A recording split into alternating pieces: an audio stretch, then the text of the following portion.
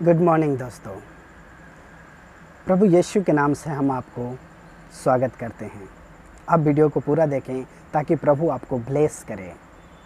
आज एक और भी बातों को हम जानेंगे कि परमेश्वर क्या कहता है। फिर से हम आपके लिए नीति वचन की किताब 25 अध्याय का एक पद पढ़ेंगे। आप वीडियो में बने रहें। मैं आपके लिए पढ़ देता हूँ। सुलेमान का नीति वचन यह भी है जिन्हें यहूदा के राजा हिजकिय्याह के जनों ने नकल की थी। सुलेमान का नीति वचन है यह। सुलेमान बहुत बुद्धिमान थे। परमेश्वर का वचन एक जगह कहता है सुलेमान के जैसा ना कोई बुद्धिमान हुआ था ना होगा, ना उसके जैसा कोई धनी हुआ था ना होगा। इतना आशीष परमेश्वर ने उसको दिया था। उसने एक किताब को लिखा है। उसने संसार को अच्छी तरह से परख लिया है, तब इन बातों को लिखा है। आइए मैं आपके लिए पढ़ देता हूँ कि आगे क्या लिखा है। आगे लिखा है परमेश्वर की महिमा गुप्त रखने में है। जो परमेश्वर की महिमा है, जो नास्तिक लोग हैं बोलते हैं परमेश्वर नहीं है, लेकिन परमेश्वर अपने आप को गुप्त में रखता है। परमेश्वर है, वो गुप्त में है, वो अनदेखी है। जो आपके सामने दिखता है उस पर विश्वास करना कोई बड़ी बात नहीं है, लेकिन जो नहीं दिखता है उसको मान लेना, उसको विश्वास बोलता है। और परमेश्वर ऐसा ही है। परमेश्वर अनदेखी है, वो है, उस पर विश्वास करना। उसका जो महिमा, परमेश्वर की महिमा जो है गुप्त में रखने का है। परमेश्वर अपनी महिमा गुप्त में रखता है। आगे लिखा है रखने में है, परंतु राजाओं की महिमा गुप्त बातों का पता लगाने से होता है। पहले समय में बाइबल में बहुत सारे राजा हुए। जो राजा हुआ करते थे उनकी जो महिमा, उनकी जो इज्जत है, गुप्त बातों को जब वो पता लगाते थे अपने राज्य में, तब उनकी महिमा होती थी, उनकी जयजयकार होती थी। परमेश्वर की महिमा गुप्त बातों गुप्त में रखने के लिए है। और जो राजाओं को महिमा होती है, जब वो अपनी प्रजा के बीच में कोई अच्छा बुरा हो रहा है उसको सही से पता करना, तब उसकी महिमा होती है। डिटेल में जानकारी लेना, उसकी महिमा होती है। आगे लिखा है स्वर्ग की ऊंचाई और पृथ्वी की गहराई और राजाओं का मन, इन तीनों का अंत नहीं मिलता है। परमेश्वर महान है। यहाँ पे लिखा है 3 पद में स्वर्ग की ऊंचाई। आज तक स्वर्ग की ऊंचाई कोई नहीं जानता है। और दूसरी बात है पृथ्वी की गहराई कितना है, ये भी नहीं जानता है मनुष्य, साइंटिस्ट लोग। और आगे लिखा है परमेश्वर का वचन तीसरा बात करता है और राजाओं का मन, इन तीनों का अंत नहीं मिलता। जो राजा का मन है, इसकी मन, राजा के मन में क्या चल रहा है और कितनी गहराई में है, इन तीनों बातों का अंत नहीं मिलता है। ये इतना ऐसा परमेश्वर का वचन कहता है। आगे लिखा है चांदी में से मैल दूर करने पर वह सोनार के लिए काम की हो जाती है। जो चांदी एक गंदा है, उसमें से मैल दूर करने पर सोनार के काम में आ जाता है। ऐसा परमेश्वर का वचन कहता है उदाहरण देकर। आगे लिखा है राजा के सामने से दुष्ट को निकाल देने पर उसकी गद्दी धर्म के कारण स्थिर होगी। देखें, एक राजा क्या करता है? राज्य करता है अपनी प्रजा पर।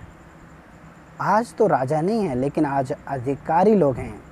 आज क्या हैं? हमारे देश है, हमारा देश में राष्ट्रपति, प्रधानमंत्री, मंत्री, नेता लोग होते हैं। तो ये क्या होते हैं? ये देश चलाने वाले हैं। अगर इसीलिए पहले के समय में क्या होता था, राजा लोग अगर उनकी राज्य में कोई दुष्ट काम हो रहा है या दुष्ट कार्य हो रहा है, तो राजा क्या करते थे? अपनी गद्दी को बनाए रखने के लिए, लंबा समय अपनी राज्य को बनाए रखने के लिए, उनके बीच में जितना भी दुष्टता होती थी उनको निकाल कर फेंक देता था, ताकि उसकी गद्दी बना रहे, उसकी सिंहासन बना रहे। लेकिन आज के समय में हमारे संसार में ऐसा कुछ भी नहीं है। आज हमारे संसार में जितने भी लोग हैं ऐसा नहीं करते हैं, गलत का बहुत साथ देते हैं। लेकिन परमेश्वर कहता है राजा अगर ज़्यादा समय राज्य करे, ज़्यादा समय अपनी सिंहासन पर बैठना चाहता है, तो क्या करे? अपनी प्रजा के बीच में, अपने राज्य के बीच में जितना भी दुष्ट है उसे निकाल फेंके। हमें तो परमेश्वर कहीं ना कहीं अधिकारियों को मैसेज देता है। मैं आपके लिए दोबारा पढ़ देता हूँ। राजा के सामने से दुष्ट को निकाल देने पर उसकी गद्दी धर्म के कारण स्थिर होगी। उसकी जो गद्दी है, उसकी जो सिंहासन है, अपने बीच में से जितने भी गलत काम निकाल देगा उसकी गद्दी बना रहेगा। लेकिन आज तो उसका विपरीत होता है। आज ऐसे से कानून बनते हैं कि धर्मियों के विरोध में बनता है। ऐसे से कानून बनते हैं कि जो धर्मियों को सताया जाता है। जो लोग सच को बोलते हैं उनको उनकी मुंह उनकी जीवन को दबा देते हैं लोग, उनकी शब्दों को दबा देते हैं लोग, और बुराई का प्रचार किया जाता है, बुराई को क्या बोलते हैं, सपोर्ट किया जाता है, और बुराई बहुत फैल रहा है। मैंने अपनी आँखों से ऐसे से बुराई देखा है जो बहुत भयानक है, बहुत बुरा है, जिसके कारण मनुष्य नाश हो रहा है, भयंकर नाश हो रहा है। और कहीं ना कहीं और ये कानून कोई और नहीं बनाने वाले हैं। यहाँ पे लिखा है राजाओं, और राजा लोगों के जीवन में राजा लोग ही के द्वारा निकल रहा है, और राजा लोग निकाल नहीं पा रहे हैं इस बुराई को।